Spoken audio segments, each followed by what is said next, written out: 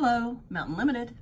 We're putting together a puzzle, and each person that is part of this is helping to build that puzzle. But collectively, we're putting the pieces together and building something that is pretty extraordinary. The need for broadband and the need for connectivity is only going to grow. We just get to continuously identify new solutions to problems, make mistakes, try new things, and figure out what it's going to take to make these networks light up. And I think that's what keeps our days so exciting. I value the relationships that I have with everyone that I work with. I love watching people come into their roles and grow. My name is Nicole Heald. I have been working here for 2.5 years. My name is Steven Sanborn. I've been with Mountain for 6 years. Hi, I'm Kirsten Castor, and I've been at Mountain for 11 years. My name is Greg Platsky, and I just hit my 13-year mark. My name is April Matedier, and I've been at Mountain for 19 years and 2 months. My name is Sandra Hosmer, and I've been with Mountain Limited almost as long as Joe. My name is Joe Hosmer. I am the founder of Mountain Limited in 1979.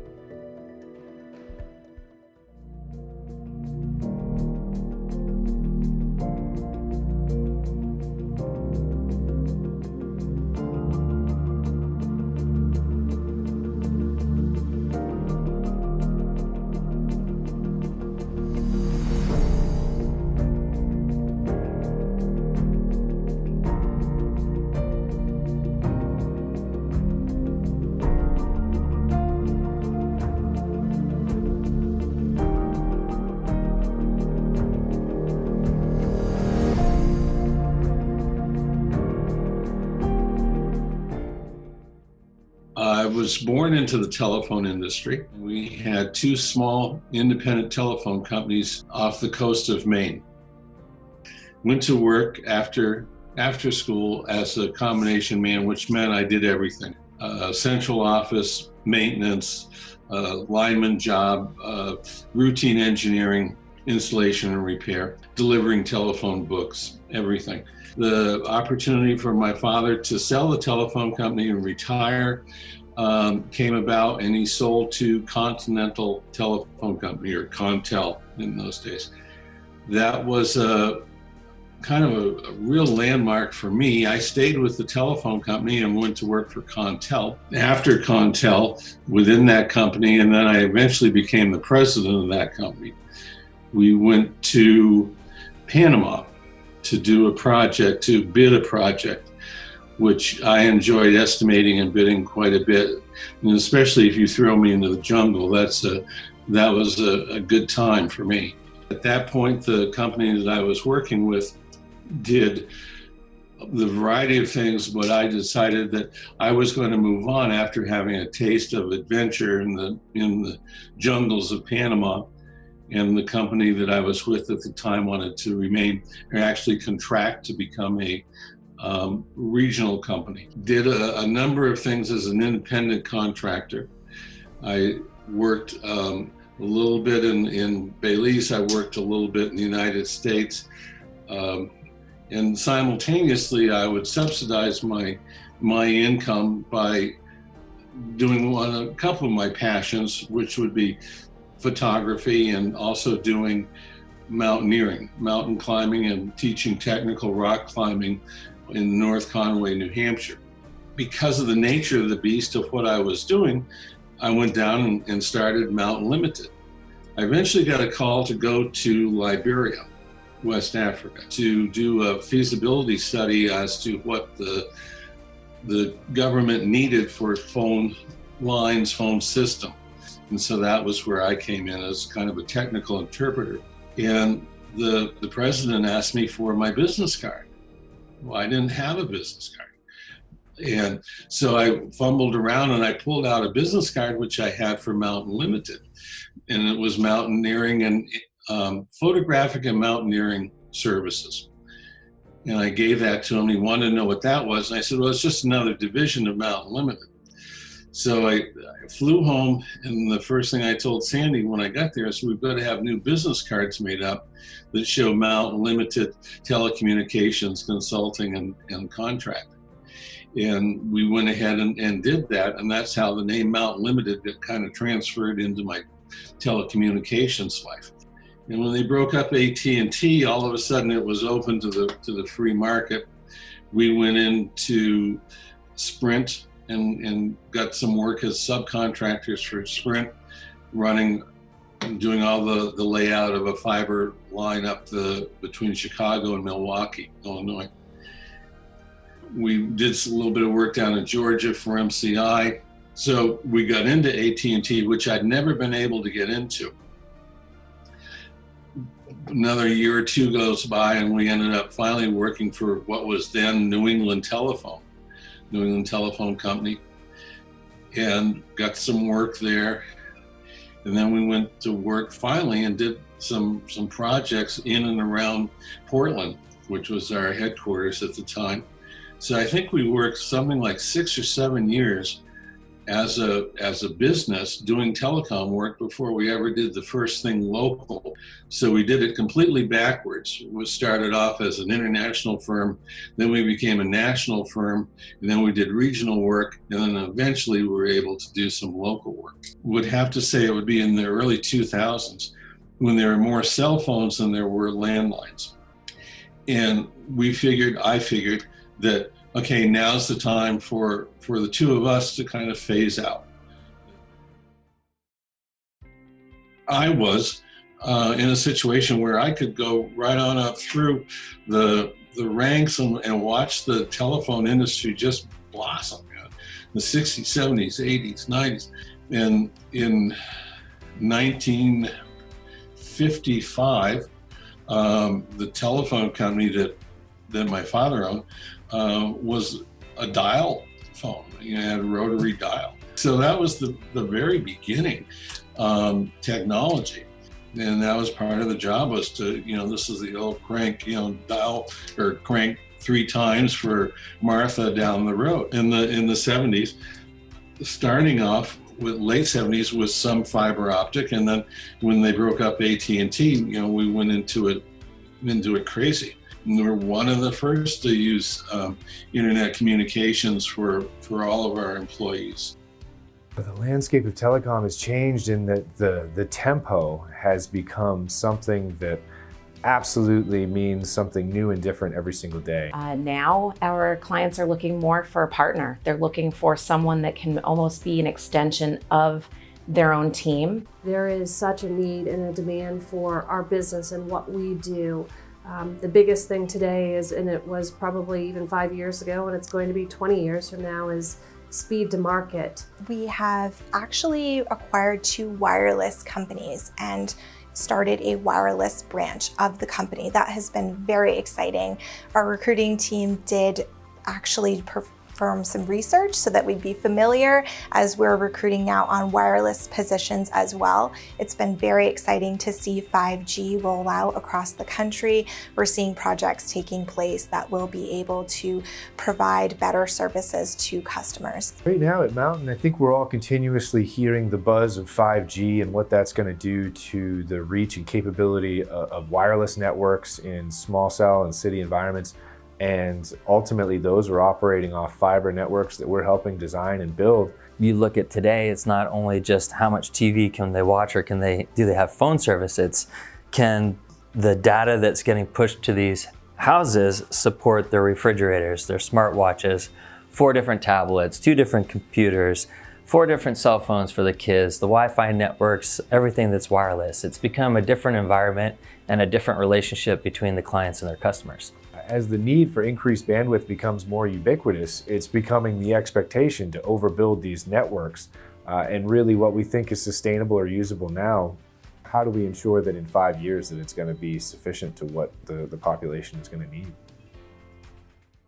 I feel like I was a baby when I started here. I didn't know anything about telecom. I started out as executive assistant, and I remember meeting with my boss and she said to me, "What's next?" And I said, "Well, I kind of want to go into HR."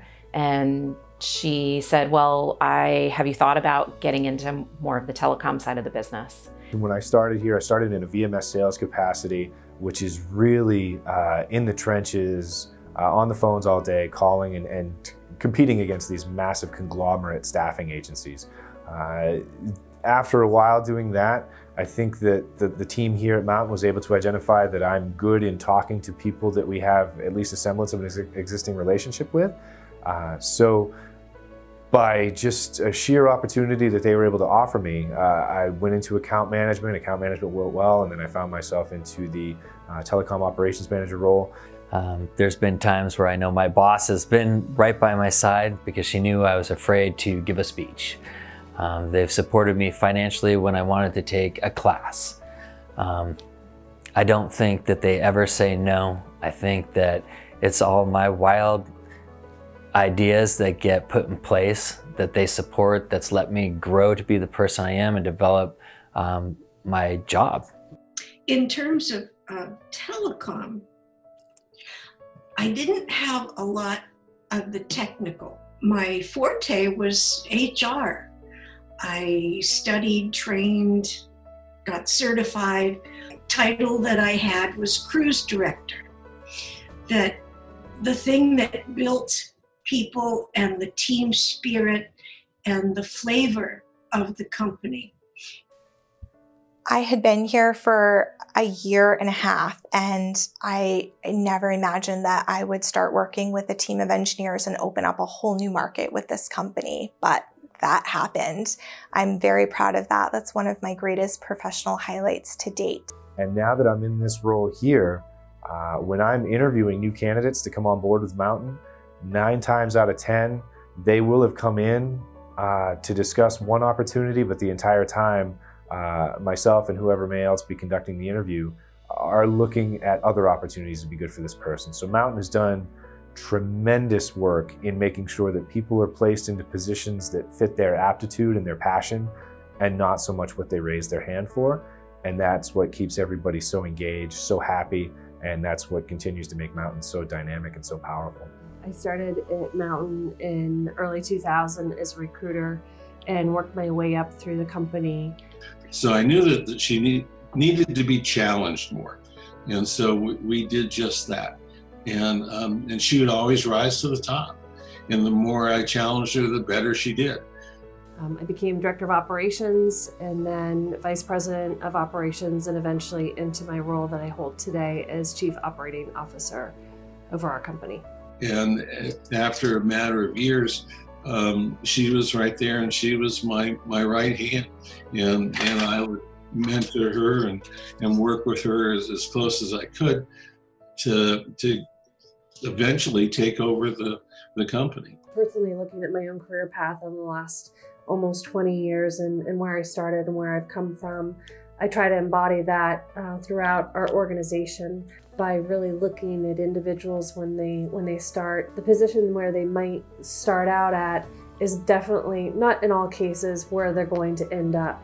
There have been so many opportunities with people that come in here, and we take them and they take us places.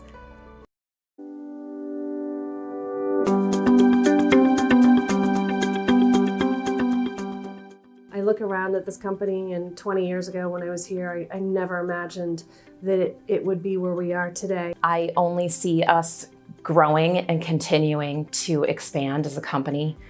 I would love to see Mountain Limited take on construction as well. We are self-performing engineering work. We do permitting.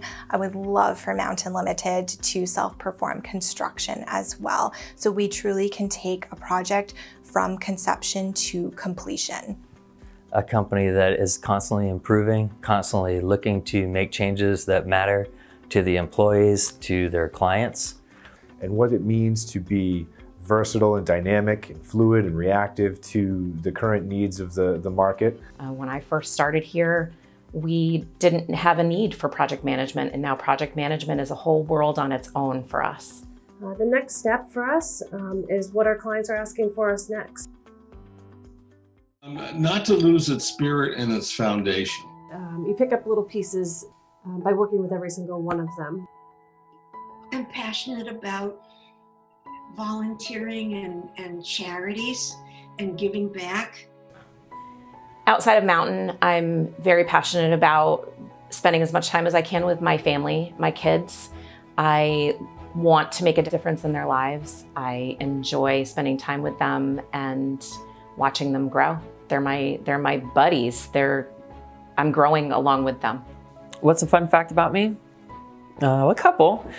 I used to be a child actor, and I did commercials for Red Robin, the Bon Marché, Sunny Jim Peanut Butter, and I also used to work for Nintendo, where I worked on the Nintendo Power line as a tech support and supporting gamers through their daily gaming needs.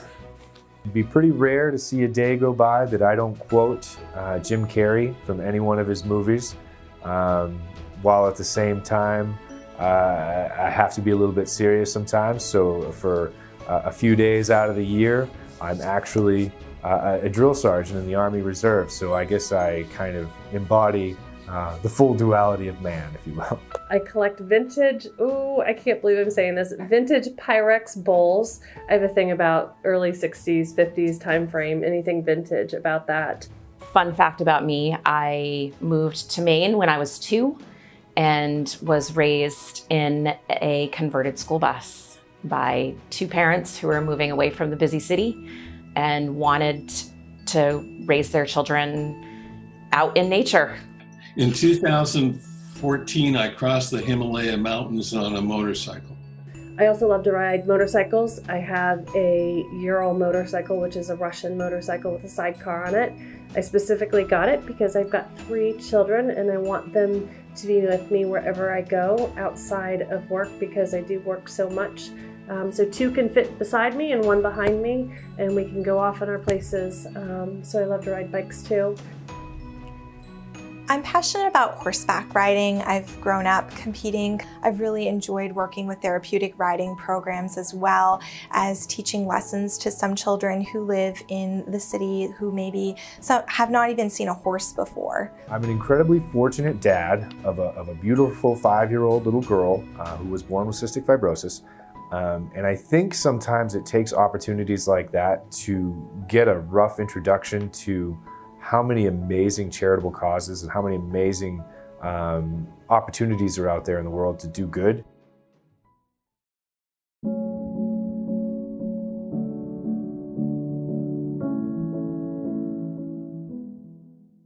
What you were or what you are right now does not have to dictate what you are or need to be focused on or could be in the coming hours, weeks, months, years. There is no ceiling in which I feel like Mountain can go. Explore your possibilities to me means discover your true potential. I really have seen a lot of that here in my recruiting role at Mountain Limited. I love success stories. I have brought aboard multiple individuals in administrative roles who have grown into engineering roles. Coming from the role that I did and starting out at Mountain as the executive assistant, I really did get to explore what I was capable of. I got to grow and take on so many more opportunities and new roles at the company. Is that I was able to create my own career. I'm able to run my own desk. I'm able to interact with my own clients. I essentially am responsible for my own success or my own failures.